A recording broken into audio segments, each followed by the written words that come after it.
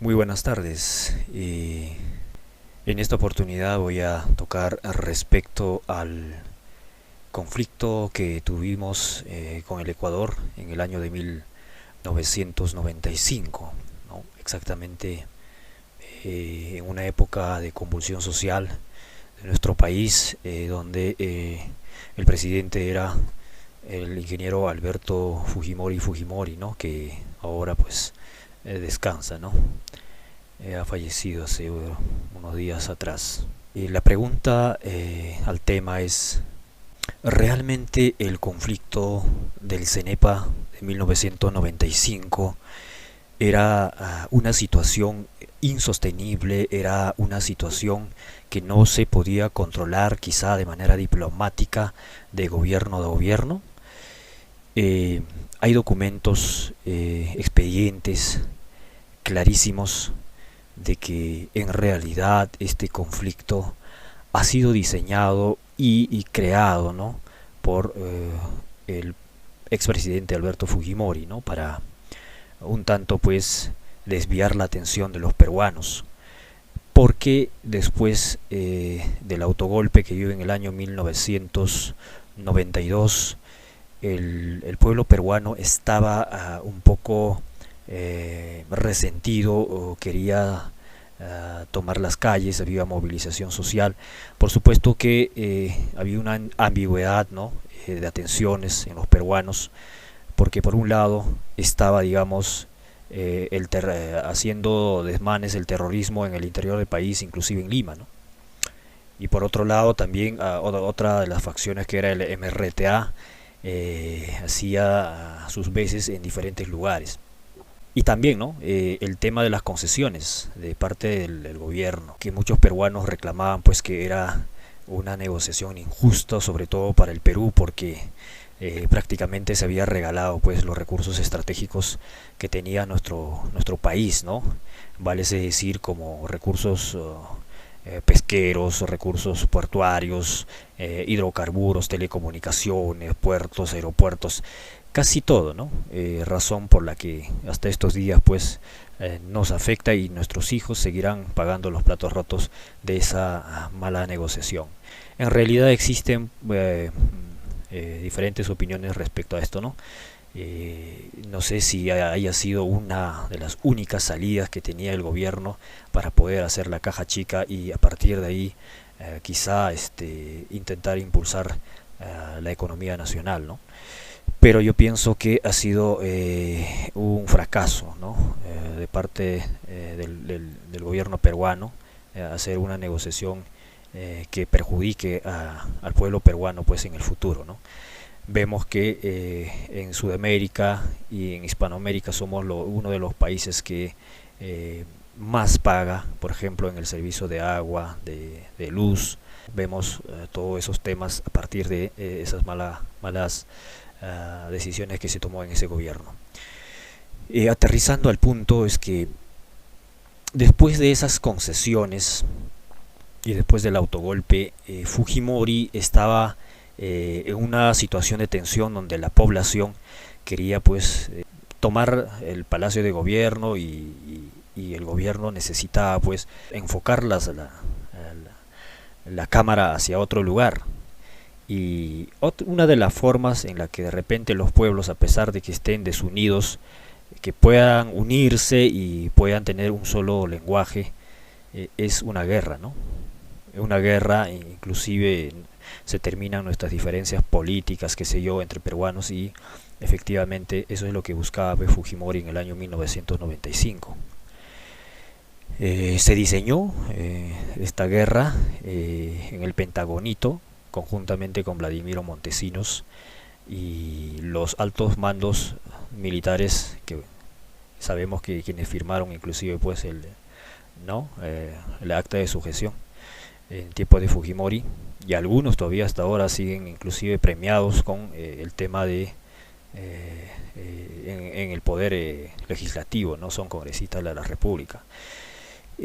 Bueno, algunos entre comillas héroes nacionales como Quiabra. Por supuesto que no podemos desmerecer el gran esfuerzo que hicieron nuestros jóvenes de ese momento, nuestros suboficiales y oficiales, que han ido a combatir con los vecinos ecuatorianos en ese momento, porque ellos creyeron pues en un ideal, en una nación, en una patria, y han ido a defender la soberanía de nuestro país.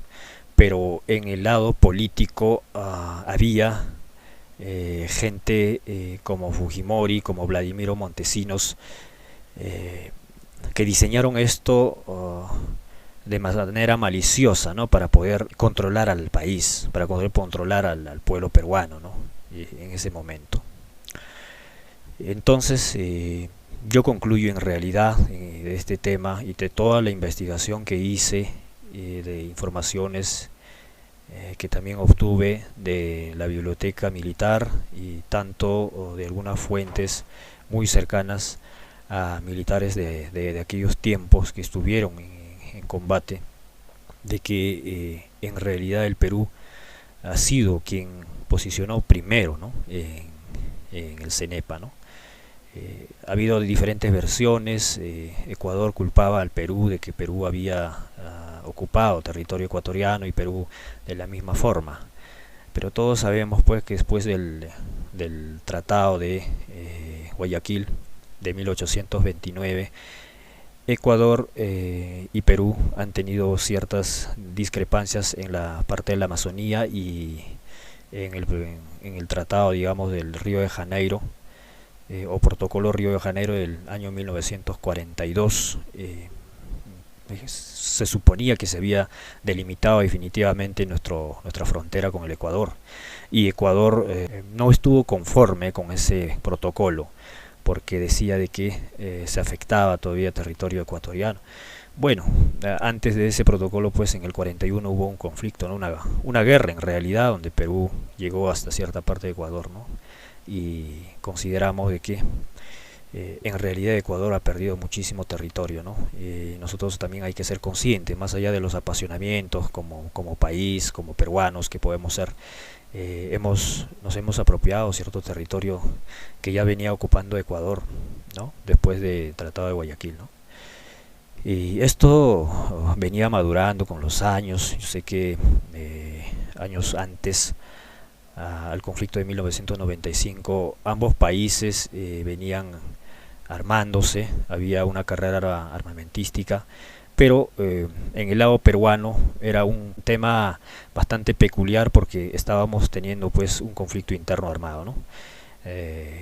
Sendero Luminoso, MRTA, entre otros, y todo nuestro arsenal, digamos nuestra logística y nuestro pertrecho y material de guerra estaban orientados para una guerra no convencional, más no para una guerra convencional o una guerra internacional con otro país, ¿no? De todas maneras teníamos bastante cuidado pues con el país vecino del sur, con Chile, con el norte, que hasta ahora siempre nos miramos con ese recelo, ¿no?